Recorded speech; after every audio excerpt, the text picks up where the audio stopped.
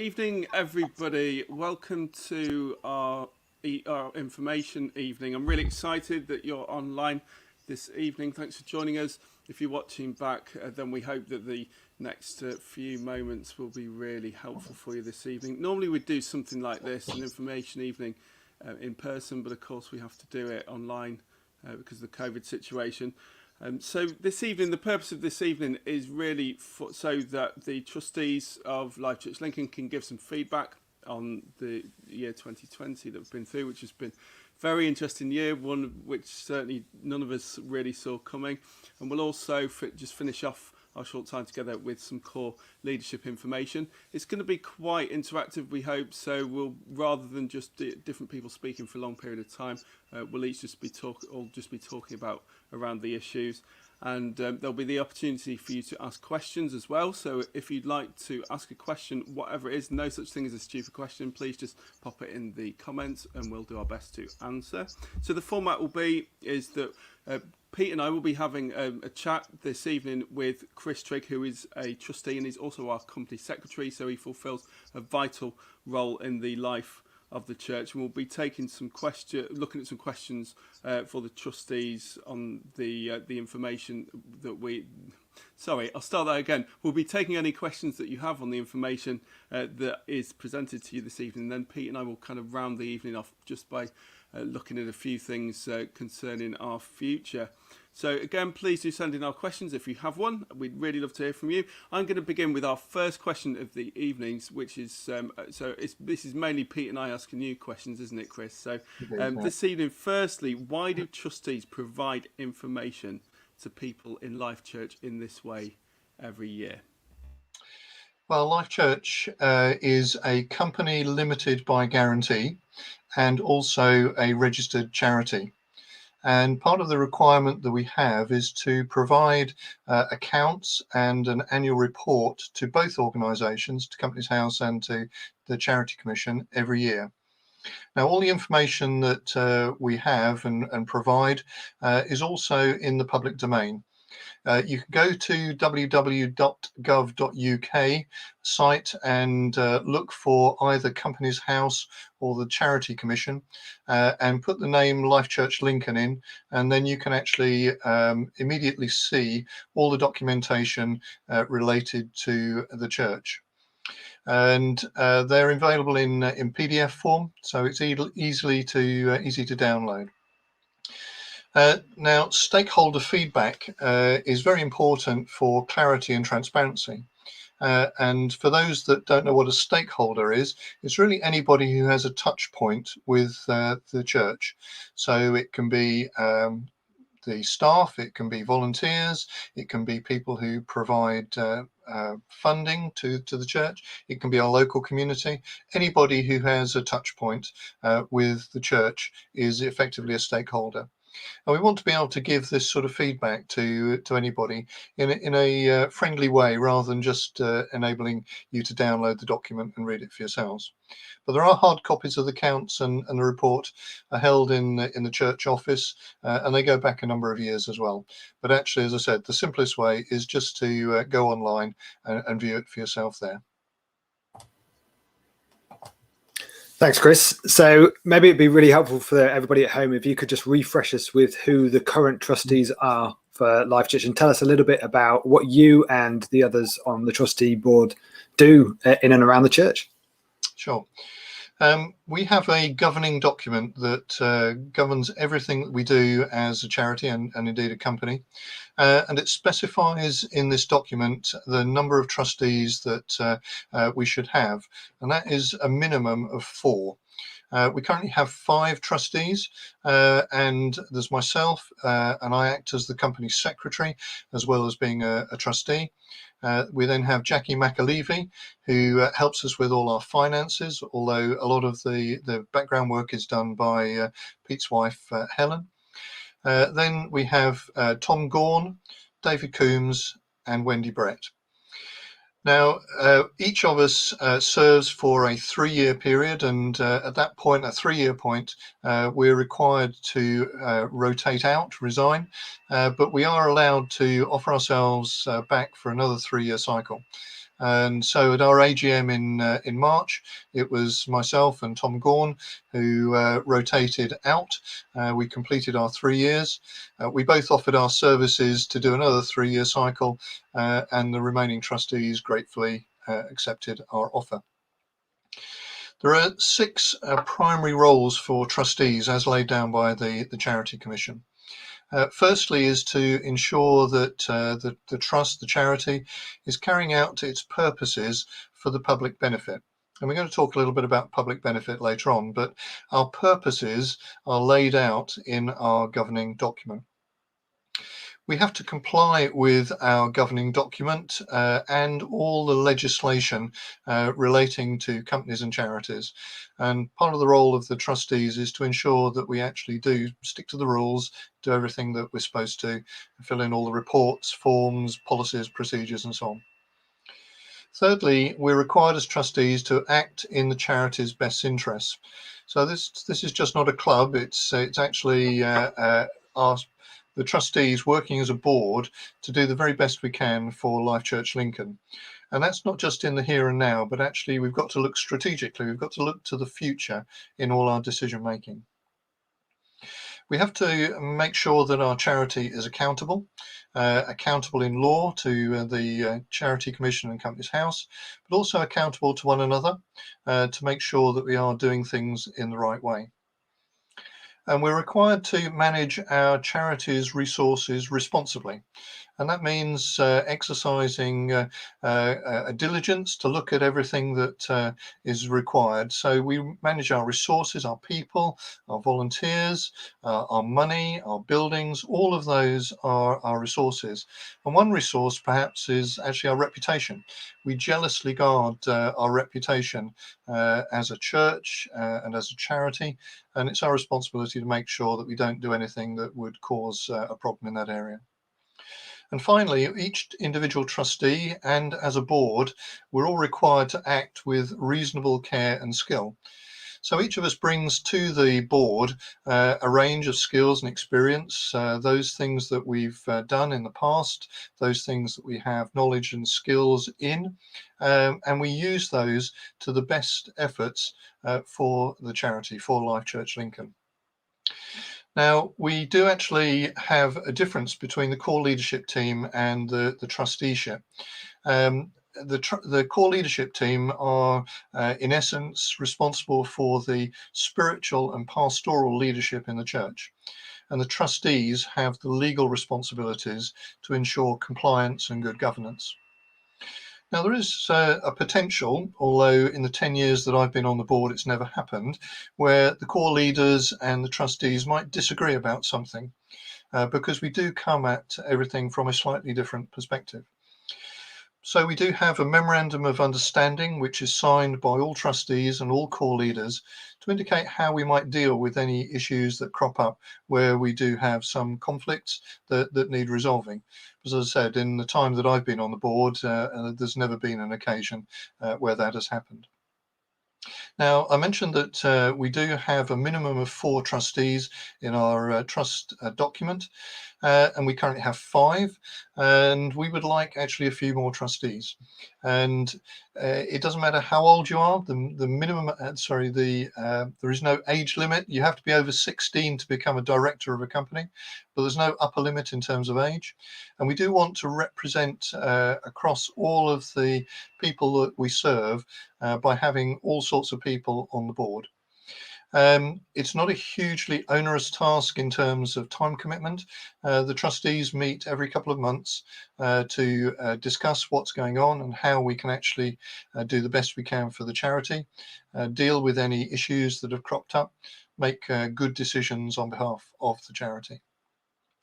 But we are very welcoming. We're a very, very friendly bunch, and we'd like to actually have a few more people come and join us. So if you feel that the Holy Spirit's speaking to you about where you might serve in the church, please do consider becoming a trustee. Full training is available, and I'd be delighted to give more details to anybody who wants to know about that. So that's about the trustees. Thanks, Chris. I'd love to take the opportunity as well to say thank you to you and all of the other trustees, present and past, for everything that you've done, particularly over this last year as well. You've been such a huge support to myself, James, the rest of the employees of Life Church, and to everybody who's part of the church. You've been amazing. So I want to give you guys a huge thank you for that. And Chris, one of the things that you guys do as trustees is that you prepare each year an annual report that we submit on behalf of the charity. So do you want to tell us a little bit about that report, what's in it, and a few of the details around that? Sure. Yes, we have to prepare an annual report, which, as I mentioned, is submitted to both the Companies House and the Charity Commission.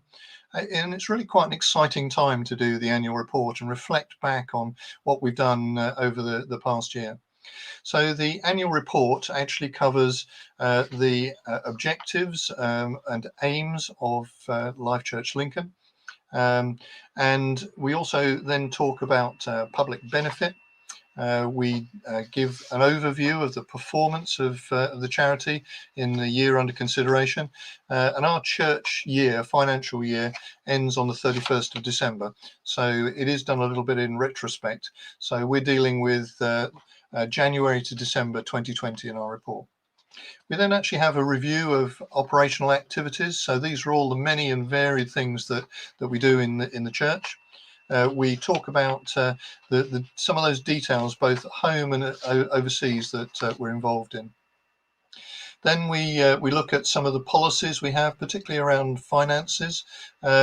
We have a number of funds that we administer and make sure that they are maintained in the right way.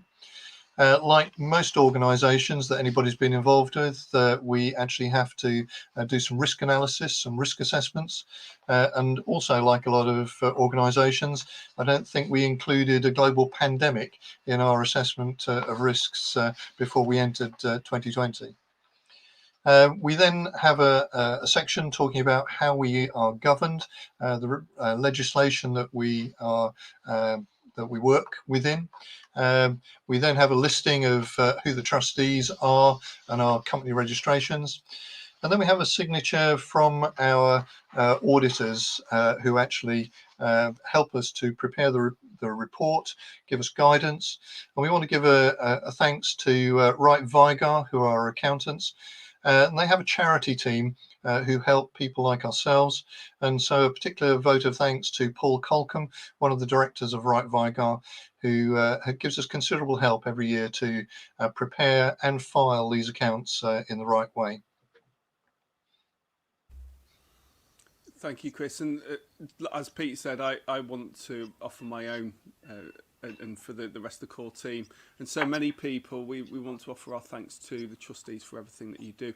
I think you're you're probably the trustees are probably the unsung hero of the church, because there's so many things that you do that we can easily take for granted. You know, we'll think about people probably don't even really think about things like a safeguarding policy or health and safety policy, and yet everything that you do has got to be key.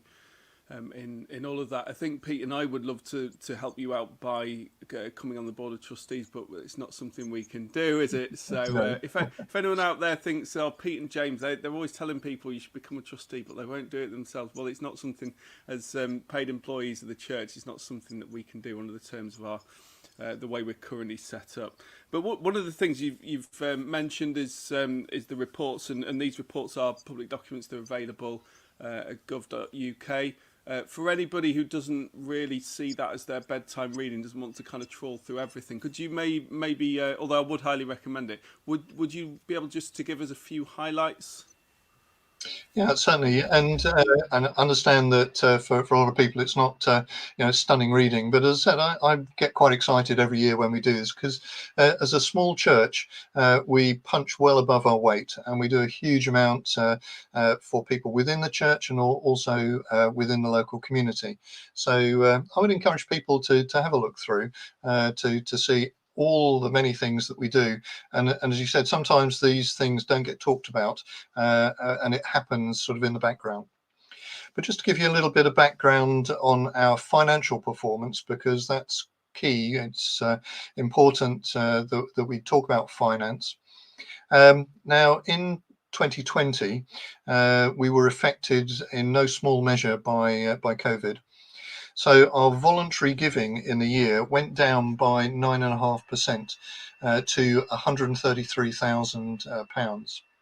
And our total income, so it's not just giving, it's all the other sources that we have, actually dropped by over 13% to just under £137,000.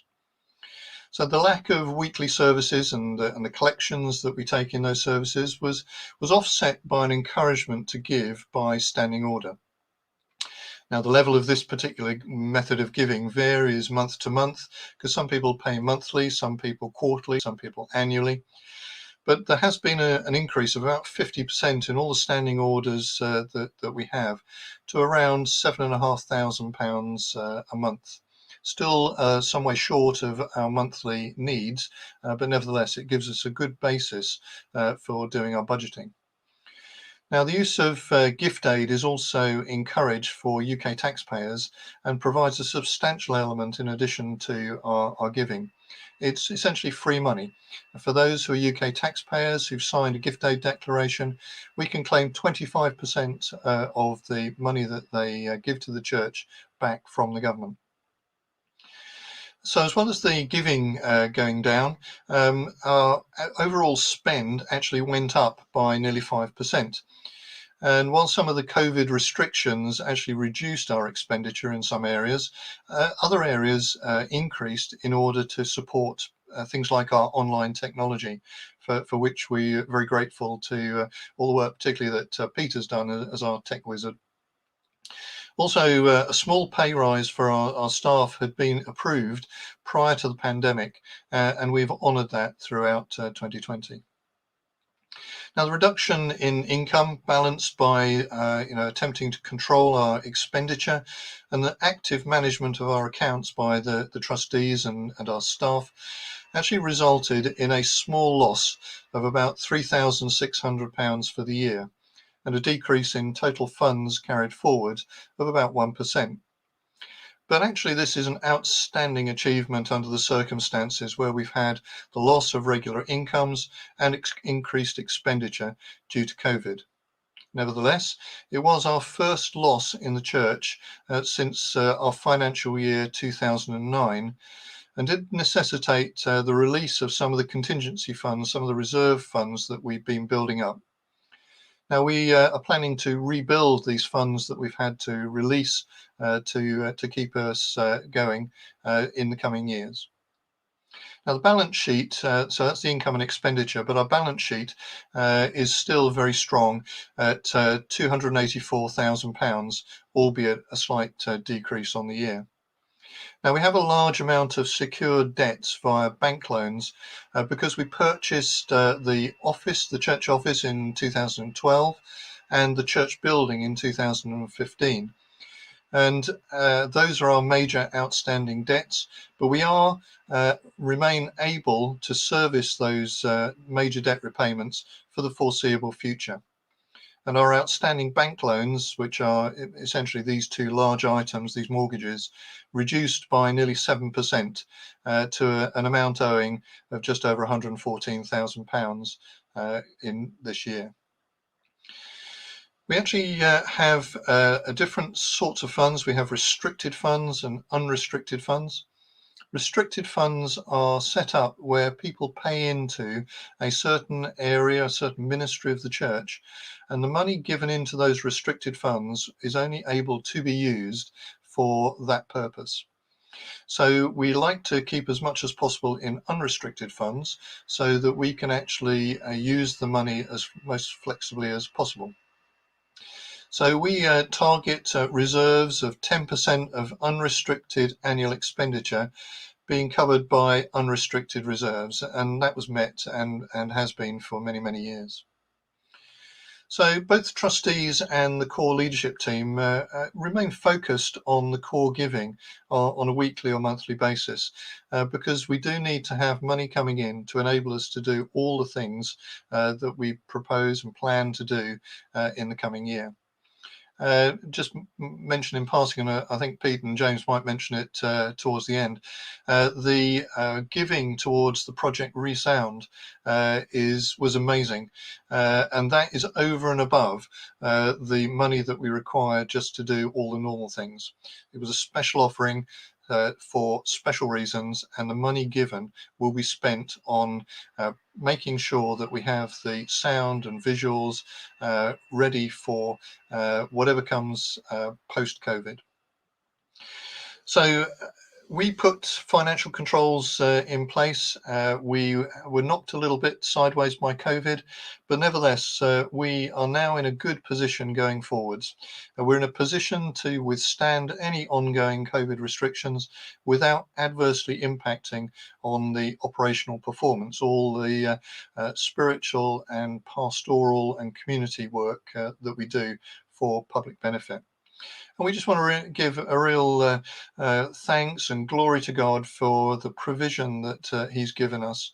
There are many, many organisations who are not in as good a situation as we are, having gone through COVID. We made a decision early on to keep all our full-time staff employed throughout, and God has honoured that, and the money has been available to continue to pay our full-time staff. So just a reminder that there are many ways of giving into the church. Pete mentions it regularly. It's on our weekly newsletters. It's mentioned on our Sunday services. But I would just encourage any people that are able to give by standing order. And if you're a UK taxpayer, to sign a gift aid declaration.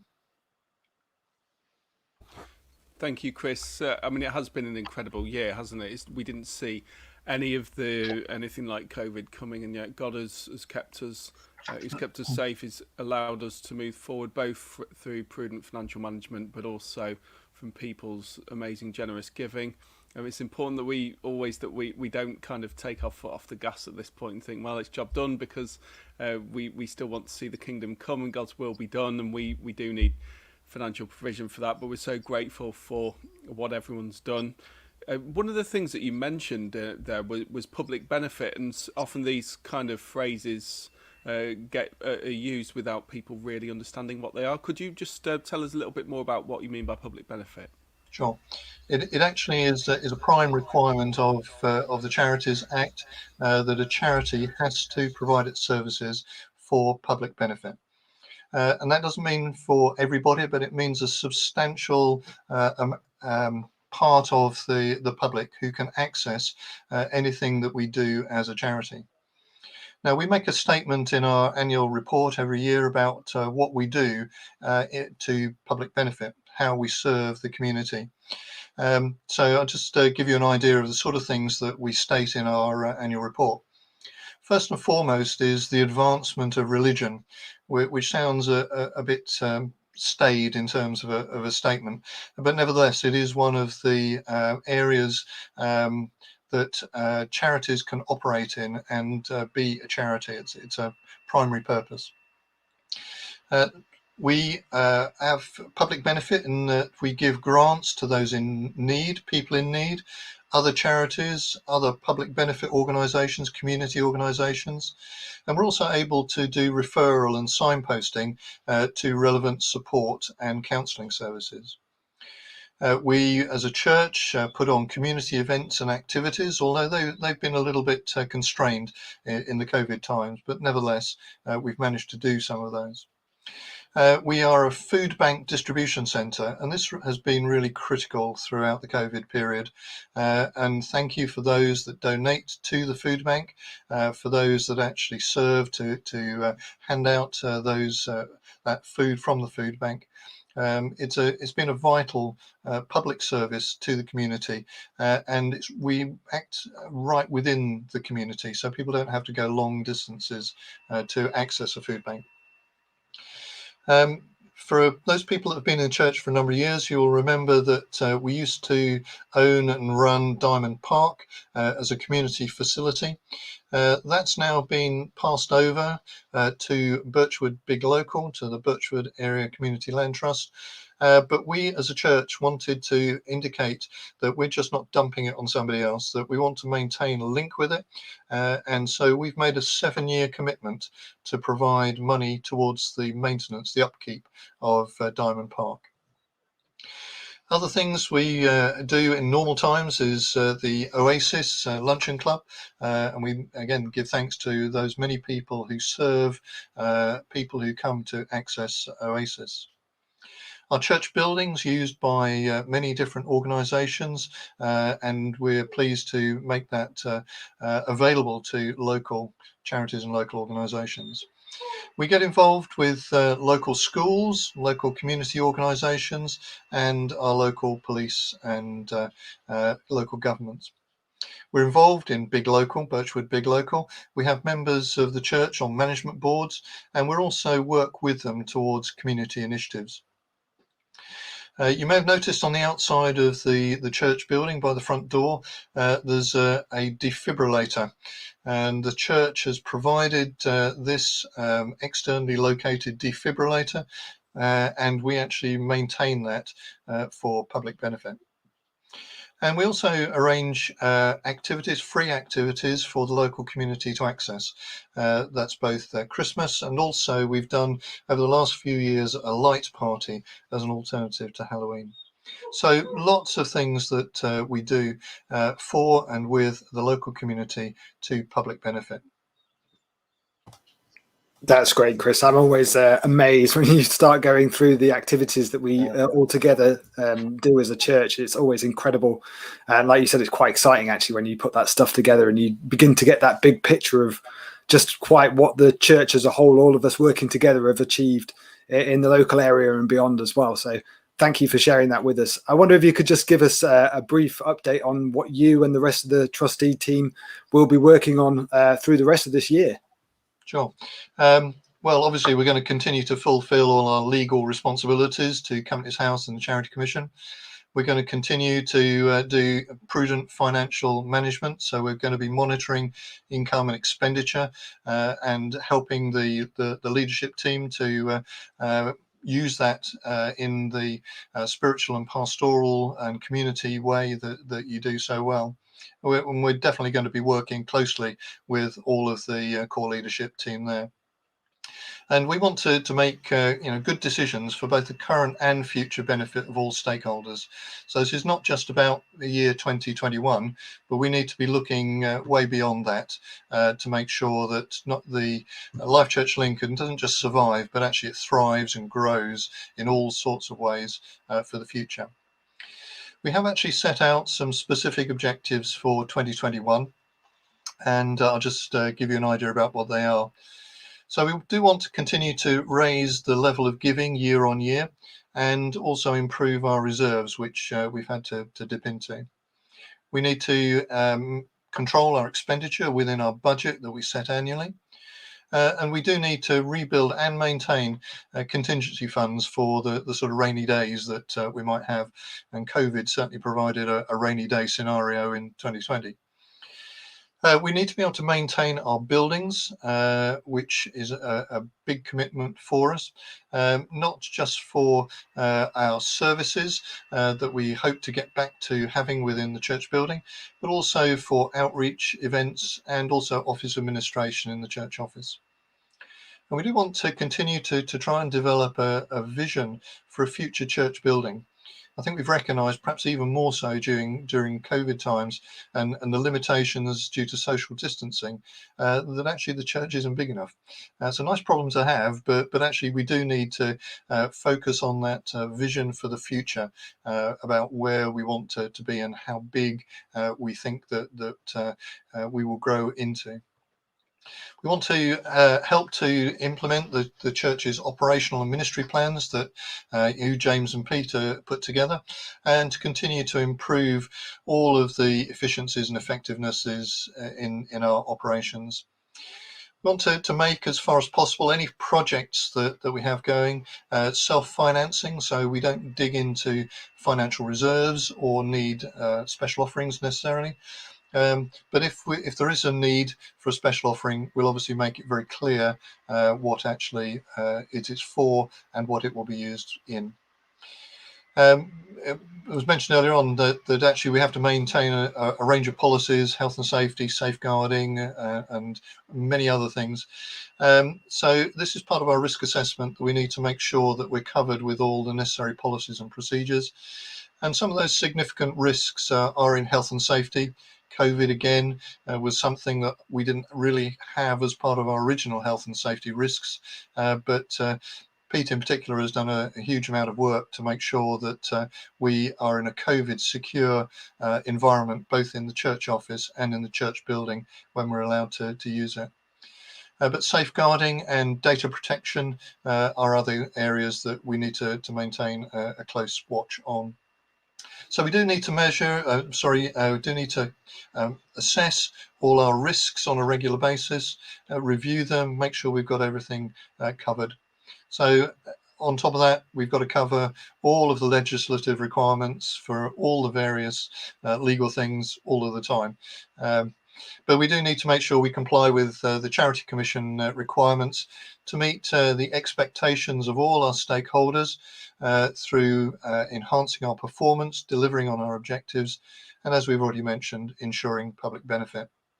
So all of those objectives for 2021 will be what we will report on at the end of our financial year, at the end of calendar year 2021.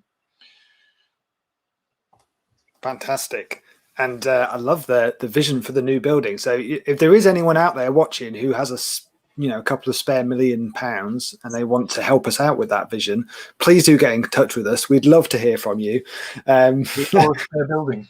Yeah, or a spare building. We'll take that as well. Yeah, or both. We're not picky.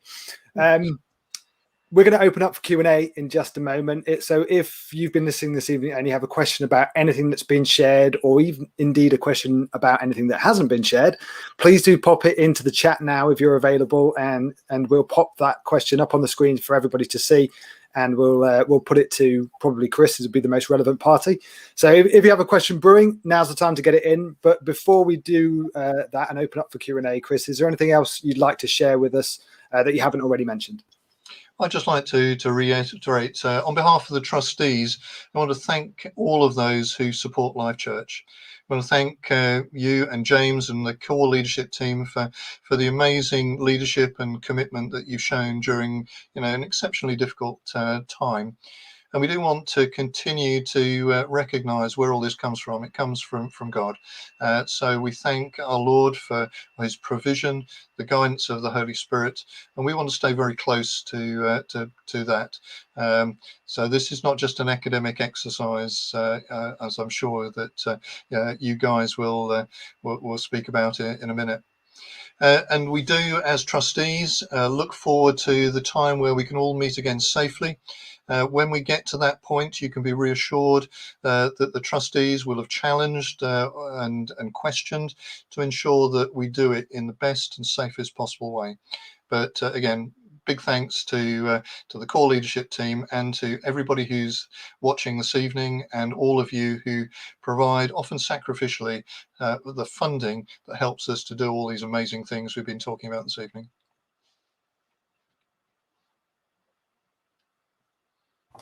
Brilliant. Thanks, Chris. Just looking at the chat, I don't think we've got any Q&A there. So, James, I don't know if you've got any silence. Yeah. I think if I can just say one of the things you mentioned, Chris, is the building. I think there's another thing something to mention within that is that we are, and it's something Pete and I might be able to talk about, with the Resound offering, we are needing to make one or two modifications to our building in order to be able to continue in the future as a hybrid church, which is something we feel really called to. It's something that so many everywhere I go, even churches that maybe a year or so ago weren't doing anything online at all, and it's really I think it's really important that we continue with everything that we've learned, and with the huge number of people we've connected with over this time, some of whom have there are some people who now consider themselves part of Life Church Lincoln who've never actually been into our building. Can you really imagine that? That's quite something. And some of those people, give in. Many join us on a Sunday now, which is really great. But we do need to make a few modifications in order to be able to do both things. So things may look. We don't want to kind of detract from the fact that we want our main building, our auditorium, to be a real worship sanctuary, and so any changes that we make will be made seeking to do very sensitively, and won't be done unless they absolutely have to be done. Yeah, and we do have the continuous dialogue between trustees and particularly you two guys, but the wider core leadership team as well. And I didn't mention when we're going through, but although the trustees meet every couple of months, there's a standing invite to the pastors and the core leadership team to attend. They're not allowed to vote on anything, but we always welcome their input so that we can make good informed decisions when we come to it. Yeah, that's brilliant, Chris. And we, Pete and I, normally join you, don't we, on those evenings when we meet together. I think as well, we said at the start of 2020 that we really want to be in a position within 3 years to know where we're going in terms of a building, and that's somewhat we don't quite know where we are with that, because when I opened my mouth and said that, we didn't think we were on the cusp of a global pandemic. When I heard about it being in China late November 2019, I never thought it would come here in the way in which it has, and the way that it would turn our lives upside down. But it's still something that's very much at the forefront of our thinking. And as we've said before, we'd really encourage anyone who is part of the church in any way at all, please do pray for us that God speaks to us. If God speaks to you, please come and share it with us, because we need to we want to make good decisions going forward when it comes to our building. I'm just aware, actually, we've had I've just noticed in the chat we've had a question from Bill, which is, maybe I could put this to you, Chris. That Bill said, it said, Chris, you mentioned a balance of 284,000. How much of that is made up? Oh, sorry. None of it's made up. It's all real money. How much of that is made up? How much is restricted versus unrestricted? Maybe you could answer that for us. Sure. And Bill, that's our balance sheet, not our income. So this includes the value of our properties as well. So we actually have cash at bank, if you like, in various funds. The figures that came out today, I haven't got in front of me, but it's of the order of 170, 180,000 pounds, and the rest is in the value of our buildings.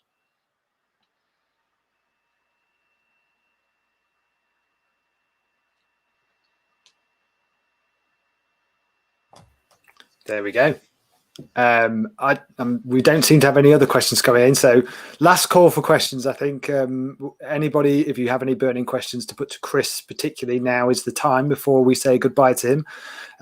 But Chris, again, I just want to say thank you, huge thank you to you and the rest of the trustees for all that you do, for all that you've done over the last year in particular. As we said earlier, it's been a really challenging year, and James and I, the core team, the operations team, the employees of the church, all the church members, we're really, really grateful for all that you've done, for how you've supported us, for how you've ensured that we've been able to carry on operating and switch so much of our activities to the online arena and do it so well. It's because you've supported us and really helped us to navigate through this time really, really well. And so I think in large parts, I think, the success that you've reported on from last year, I think that, you deserve a big pat on the back for that, as do the rest of our trustees. And I think collectively, again, we just want to give glory to God for bringing us through and keeping us in a great position, and with our eyes fixed on the future, ready to launch ahead into all that he has for us as well. Yeah. So I think we're probably going to let Chris head off there. And sorry, Pete, if I just say one final thing, if there are any questions that people think about later, and I'm not on the line, please don't hang back. drop a note to the church office. It'll be forwarded to me, and I'll try and get back to you to make sure that we do answer any of those questions. And once again, if there's anybody out there who would like to consider becoming a trustee, maybe sitting in on one of our trustee meetings just to see what it's like, again, if they could get in touch with me, either direct if they have my personal contact details, or via the church office, I'd be delighted to get in touch with them. But thank you for the opportunity to give the feedback this evening. It's just amazing what God has done and will do for the future, and we just are blessed as being part of that. Thank you. Brilliant. Thank you ever so much, Chris. We'll say goodbye to you now, and we'll switch gears and take us into the next part of this evening, James. So, hey, I was just going to say a really, really nice goodbye to Chris, and he's just gone. Did you? Well, he cut can him still off? hear you, Cut him so off earlier? you know. He can. Okay, that's all right then. That's all right. I'm really grateful for the trustees. They are like they're the defensive midfielder of the church in a way. They do so much important work, but so much of it goes unnoticed. And I guess you'd probably only really notice how valuable they are if they suddenly weren't there. And thankfully that's not the case. We have a great board of trustees. So thank you against them. And we're just going to have a brief chat now, aren't we, about a few things going forward. Yeah. I've noticed that Bill's dropped another question into the chat there. I don't know if you want to take this now, or if you want to have a look at it at the end of this evening. Should we have a look now? Why not? Why not? Well, it was something that I was going to share on in a few minutes, but we can bring that forward. So Bill said that there's rightly an emphasis on evangelism, which is something we were going to come to, so to accommodate the growth for what is your new time frame for new accommodations. So we have set we've said we went into 2021 with saying that we had a real desire to emphasize three particular things.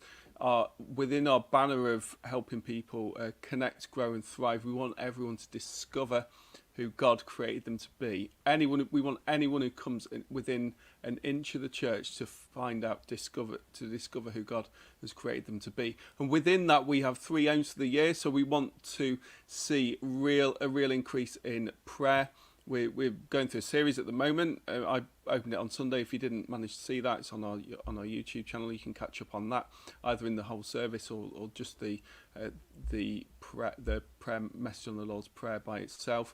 We're also looking at evangelism, and we've got 1 or 2 plans, haven't we, Pete? That a little bit COVID dependent, but really more than anything, we want to see people, absolutely every single person in the church, becoming someone who is confident in telling their own story, wants to share that with people in their own life. And do you know what the great thing about evangelism is? The results. You are not a salesperson as such, in the unlike a salesperson, you need to sell the message, but whether or not that person takes it up is not actually up to you. So if someone says yes, you don't really go home with kind of commission, but if they say no, you don't get fired by your boss. All God asks you to do is to share the message of the gospel.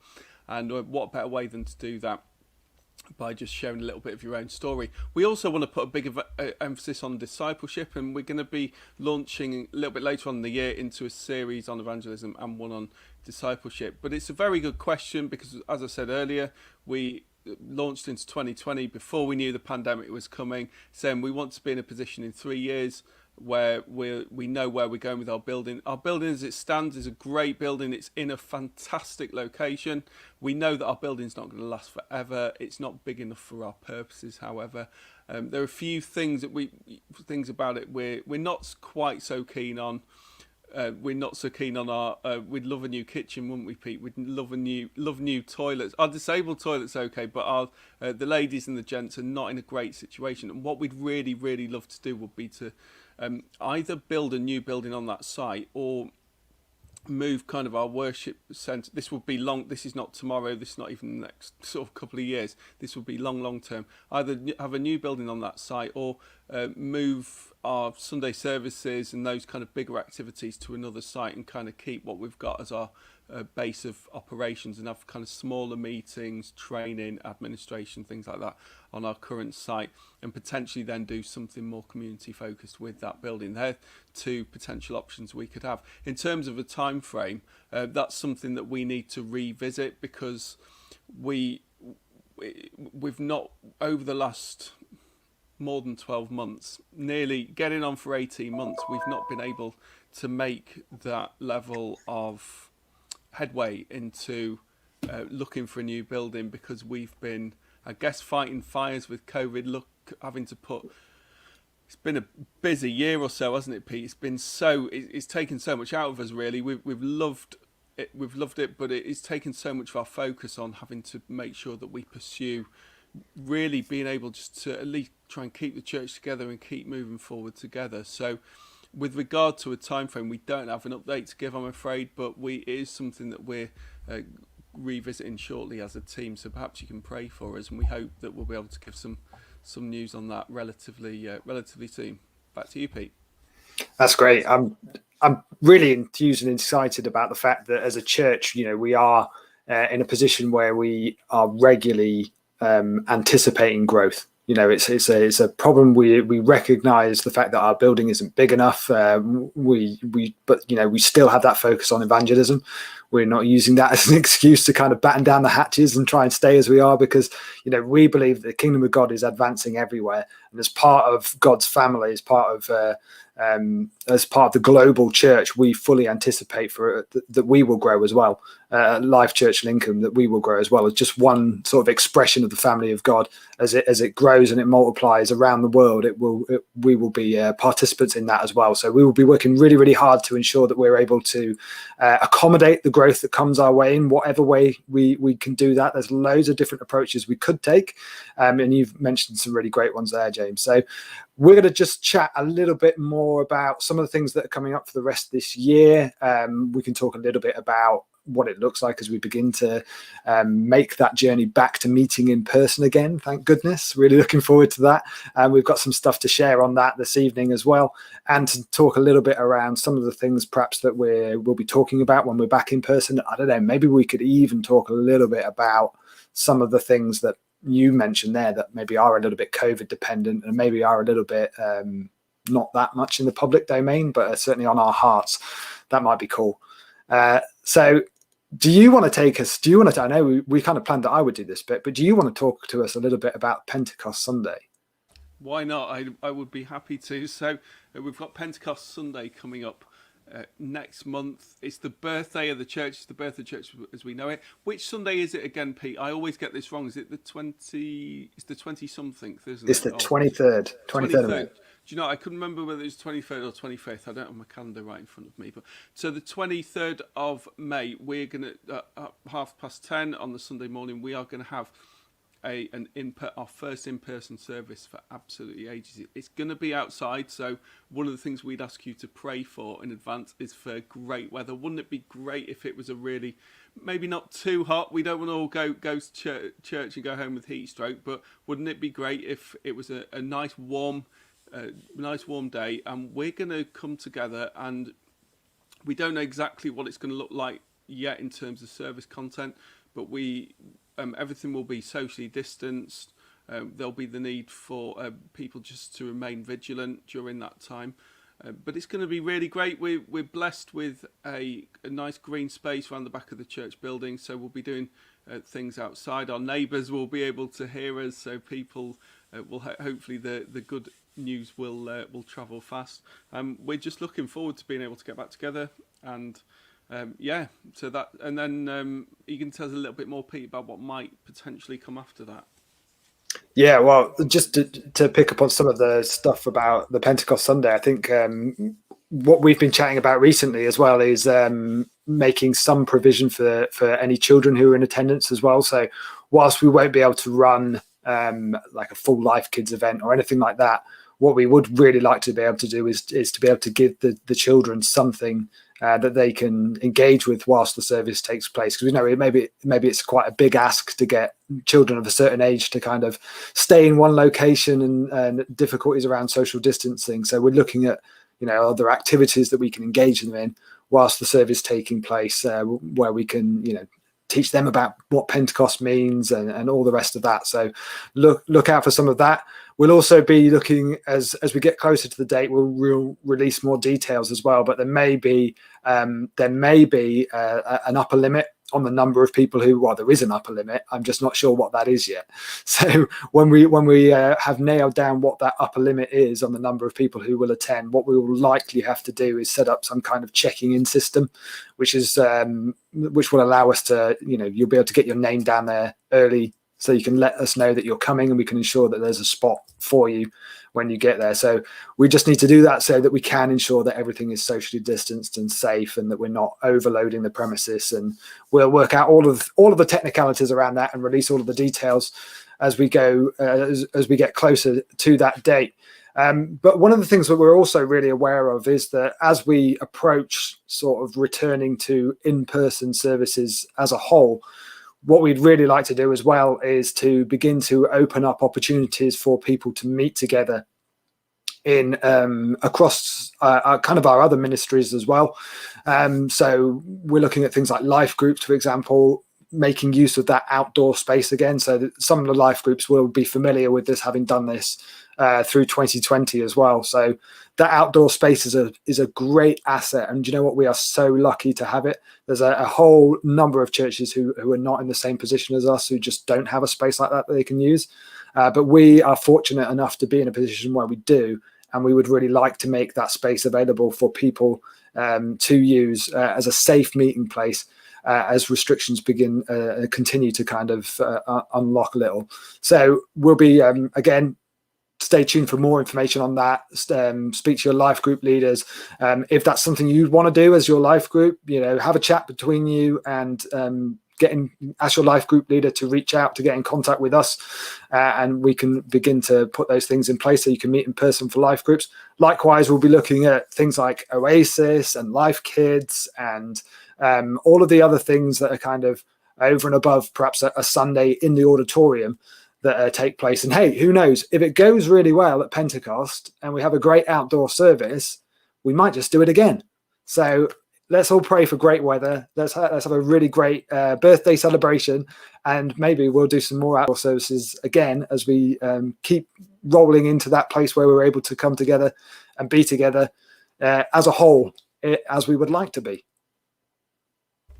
That's brilliant, Pete. One of the things that Chris mentioned was the frankly miraculous giving that took place at the start of the year with our Resound offering. I can't believe that was back in January, and here we are in virtually in May, and it was incredible. In 4 weeks we raised over £12,000, which was over and above our normal giving. It blew me away, and we know there might be a few people a little bit frustrated or asking questions. Why haven't you got it installed yet? But the actual practicalities around what it's not a question of like just going and buying. I'm sure no one would think it's this simple, but it's not like just going and buying a new stereo system and plugging it in. Is it? You've got to make sure that you get what you need for your building. There are lots of different, even within even among professional people, there will be differences of opinion about what's needed, about what will give you kind of the best sound and everything like that. We were aware for a while that this was something that we really need to prioritise, and we're so grateful that people have given into that. You also need to make sure that you get need to look around a few different people, a few different providers, so that you can get good value for money, but also get the kind of training that you need around the new equipment, because it's complicated system, far too complicated for me, even though I'll try to learn some of it so that it's kind of another string to my bow. But would you like to give people just a little bit of an update about where we are with that right now? Yeah, so we're still moving forward with that. As Chris mentioned earlier, there's a number of modifications that we're going to need to make to our building as well to allow us to continue to provide an online offering for people who, for whatever reason, aren't able to come to be present with us on a Sunday when we are able to meet back in person, and those are associated with kind of the bigger picture of sound and visuals and accessibility to the service as well. So there's a few moving parts that are all going together, and we just need to make sure that they're moving in the right order. So at the moment, we're at the point where we're just starting really with the work that's going to put us in a place where we're able to offer improved visuals, improved sound, and going forward where we're able to offer a really great experience for people who come to be part of a service in the building, but also a really great experience for people who are part of the service online in their own homes as well. And I think that's really, really key for us as we move forward. It's something that we talked quite a lot about, and something we're really passionate about in terms of being able to reach people both in the service on a Sunday, but also at home, and then throughout the week as well. There's people who watch our services. They're not watching on a Sunday, they're watching on a Monday or a Tuesday or a Wednesday, and then they're picking up all the other bits of online content that we're putting out as a church as well. So we want to be able to continue to reach those people, to continue to have a presence in the online space. I really believe it is the sort of 21st century mission field in many, many ways. So it's great that we're able to do that. It has meant that we've had to consider a few extra things in terms of our install and upgrade of the sound system in particular. So that needs to come in at the right point in amongst all the other things that are happening.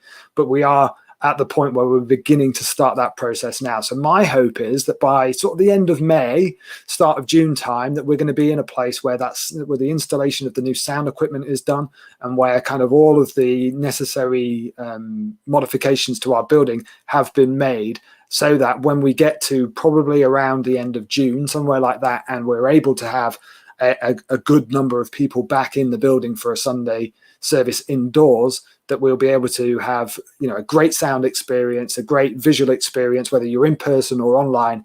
It'll sound great, it'll look great, it'll be a really engaging experience, and both audiences, both congregations, in person and online, will have a great time as we come together as a church in person and online as well. That's brilliant. Thank you, Pete. One of the really interesting things that's happened over this last year is that people have been, even though, and I would always advocate, it's vital that people have a home church, they have their home base that they give into and that they feel a part of.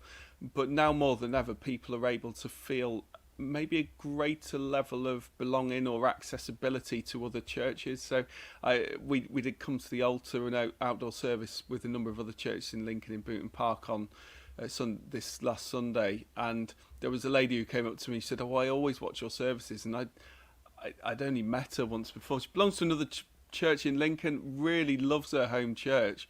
It's not like she's moving to become a part of us, but I just said, well, that's really great. I'm glad, she was going on about how brilliant some of our services have been. I just said, well, I'm just really glad that blesses you. I'm really glad, if that's something that kind of impacts and in some way enhances your walk with Jesus, then that's great. But I do just really want to thank everyone for their giving. The building may shouldn't be massively, but it may look a little bit different by the time you come back in. But can I just encourage people to keep your eye fixed on the bigger picture? If you see something, we've got to raise our stage a little bit, because otherwise we wouldn't be able to go over we had to go over the tops of people's heads to get a camera feed, didn't we, over the top? Otherwise we wouldn't be able to do that, and people would just see the backs of one another's heads, which wouldn't be an engaging service at all. We want to do everything that we can so that both online and in person, as Pete said, are a really great experience. And we also just I'm also just really glad that I'll be able to, when I'm on holiday, I'll be able to tune in. I won't kind of miss what goes on. It used to be that if you missed a Sunday, you could listen to the preach because there'd be a podcast, but now you could actually watch the whole thing live, or you could watch it back later on, and it won't be kind of consigned to history in the way that things were before. So that's a really exciting development. Are there any, I was going to mention a couple of things before we finish our time together, Pete. Is there anything that you want to mention on a practical side or teaching side or anything like that? Yeah, so I think we can talk briefly, can't we, about some of the things that we've got planned for, and some of the things that we're also considering in our planning. So the first thing I'll mention is our Acts teaching series. So this has been online. We launched it back in October, I think, and it's an online only teaching, but it's a journey through the book of Acts. The series is called We Are the Movement. And it's a great way for us to kind of revisit the early pioneers of the church, to be inspired by what they did, so that we can be empowered forward to carry that same movement forward in the areas that we have influence as well. So really want to encourage people to, if you're not already engaging with that, please do plug in. It's a fantastic series. It's a great way to dive deeper into the book of Acts, to learn perhaps a little bit more, or to have a refresher if you're already really familiar with the book of Acts. And the next part of that series is actually going out this time next week. So it will be it would have probably finished just about now, but it will be live at 7:30 on Wednesday on Facebook and on YouTube. So please do catch up with any that you've missed so far, and hop in live next Wednesday, or catch up afterwards. And there's only probably about 5 or 6 sessions of that left. And we're looking at, in the final session of that series, actually doing a live Q&A with both you and I, James. And we would love for people to ask their questions about anything related to the series that we've gone through. So if you are journeying through that series, if you've enjoyed it, but if you have questions about perhaps any of the points that have been raised, any of the, you want further clarity on any of the things that have come up, or you just want more information, or have just queries about anything that's been shared, there's going to be an opportunity at the end for a live Q&A session about everything We Are the Movement and the book of Acts. So really encourage you to begin now, even to start thinking about the kind of questions you might like to ask in that as well. So just switching focus to our Sundays then. So throughout this year, we've done kind of a mix between some series and some sort of one-off messages, and I've been hugely blessed by both. I hope you have at home as well. Right now we're in the middle of a series called Talking to Jesus, which is all focused on prayer. And prayer is one of our 3 objectives for the year. So as you said already, James, at the start of the year, we set out these 3 objectives for prayer, discipleship, and evangelism. 3 areas we want to grow in as a church, 3 areas we want to focus on this year as a church, and to see seed sown and fruit born in all 3 of those areas. So we will, in the future, we will also be looking at doing a short series on discipleship as well, and then a series on evangelism as well. And I don't know, maybe we can tease just one of the ideas, and this is totally COVID dependent, but it's something exciting, and something I hope that kind of lights a fire inside of you and gets you excited, because one of the things we would like to do as part of our focus on evangelism this year is actually run what I call a little bit of a village crusade. So we've been looking at the possibilities of getting out and about into the villages around us and just sharing the gospel, maybe hiring out a village hall, holding a service there, sharing the gospel with the people within the village, praying for the sick, praying for healing, trusting God to show up and show off, basically. And then perhaps at the end of the service, all of us going together to bless the local pub with some money, and to reward ourselves with a drink, and to carry on sharing the gospel in the pub as well. So I'm really excited about that. Again, look for more details as things begin to open up and that becomes more of a possibility. But it's a great way that we can engage, not only from a sort of head knowledge place, but also really, really practically go and get out there and to share the gospel. Because I know so many people who've got a burning desire to do just that, and they felt so frustrated throughout the last year. There'll be little bits here and there where we've been able to connect with people, and the situation perhaps has opened a lot of doors of opportunity for us, but we haven't been able to do it perhaps as directly as we might have liked to do. So I'm really excited about that. Really looking forward to the possibility of being able to do something really, really practical, something really just out and out old school evangelism, just getting out there, sharing the gospel and seeing the kingdom advance. So there's a few things that are coming up this year, and I'm sure there'll be loads of stuff that we are just not even able to plan for. One other thing I'll say as well is, though we've made these plans, we've planned these series in, we have an idea about some of the things we'd like to touch on in terms of our teaching and on a Sunday service with the preaching. one thing we're really aware of is that when we are able to be back together in person as a church, is that really at that point it's time for us to kind of take our hands off the wheel and just enjoy being together as a church, and worshiping together and ministering to one another and sharing food together and all of the things that we haven't been able to do for over a year. Those are the things that we really need to come and take the fore. And I really believe that in that, God is going to do something incredible, something powerful is going to be birthed as the church comes back together and we reconnect with kind of the heart and soul of our faith, of being together, encouraging one another, edifying each other, using the gifts that God has given us to do those things, and being together to worship and praise God, and seeing what he wants to do in and through us as well. So really excited about kind of the next 6 months. There's loads of unknowns in there, but together we'll keep pushing forward and we'll keep seeing God's kingdom advance. That's brilliant, Pete, and I'm so excited by that. I think the prospect of coming back together is really, really wonderful. It's tantalising, isn't it? And it's so frustrating. I think for me, as someone who considers themselves to be a kind of a pastor with a big P, when you think about Ephesians 4, it's been so frustrating not being able to connect with people in the way that we normally would. It's forced us to be very creative, but we only want that to be a stopgap. We really want. I just can't wait to be back in that place where we can just be together and just enjoy God with one another, and do all of those things that we really want to do in one another's company. And like Pete said, this would be a departure from probably what most churches normally do, but we'd really, for those first few times that we want to come back together, I think we'd really want to let God very much set the agenda and just kind of see where we go, and then where he'd lead us on from there. I mean, the things that I was going to just share tonight have really very much already been covered in one way or another, but our burning desire as a church, and I don't think we've ever had a clearer vision, fresher vision, or more vision, is that we really want people to discover who God has created them to be. I think when we understand our purpose, it changes absolutely everything. When we understand what we're here for, both in a general sense, what unites all of us as Christians, but also in a personal sense, what has God specifically got for me to do in my life, I think it just changes absolutely everything. We want people to connect to God and to one another and to the church community and the communities around us.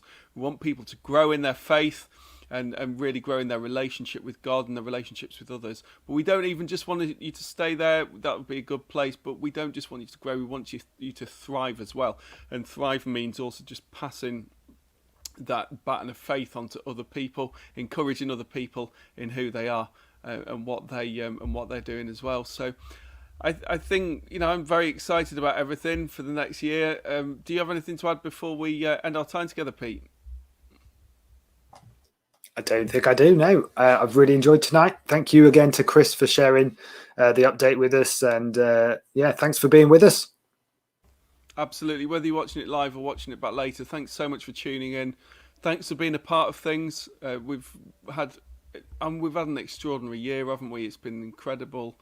I being really honest, I was a little bit fearful in around about April, May time last year when I realised this global pandemic this is not going away quickly. This is going to be a long road ahead of us to getting out of this. But you've all been incredible. God has blessed us mightily. But we're in a great position. Rather than saying, well, things are okay, let's just coast. Coasting's never an option in the kingdom of God. He always wants us to be moving forward in who we are. So let's keep pushing forward. Please continue to give into the church, continue to engage with what we're doing, and we look forward to welcoming back everybody really, really soon. Don't forget Pentecost Sunday, 23rd of May, first in-person service in ages. Keep your eyes peeled and your ears open for more details.